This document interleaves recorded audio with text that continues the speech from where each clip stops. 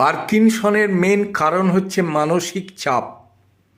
আমাদের যদি মানসিক চাপ এক্সট্রিম পয়েন্টে কমে চলে যায়, সেক্ষেত্রে যদি ব্রেনের সার্কুলেশন কমে এবং যদি দেখা যায় যে সার্কুলেশন ঠিক মতো হচ্ছে না, তাহলে কিন্তু আমরা পার্কিনসনে ভুগবো।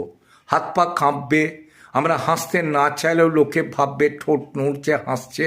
আপনি ডান দিকে যেতে যেয়ে বাঁ দিকে যাবেন, আবার বাঁ দিকে যেতে যেয়ে ডান দিকে যাবেন। হাতে লিখতে গেলে কাঁপুনি থাকবে। একটা হাতকে বা দুটো হাতকে একসঙ্গে রাখলে বা কোথাও সাপোর্ট পেলে তবে কাঁপুনি বন্ধ হবে, নাহলে গোটা হাত যেন থরথর করে কাঁপতে থাকবে। কিন্তু যদি আপনি মানসিক চাপ খেয়ে দূরে সরিয়ে যদি আনন্দে লোকের মাঝে সহানুভূতিশীল জায়গায় থাকেন, আপনি কিন্তু পার্কিনসনকে কন্ট্রোল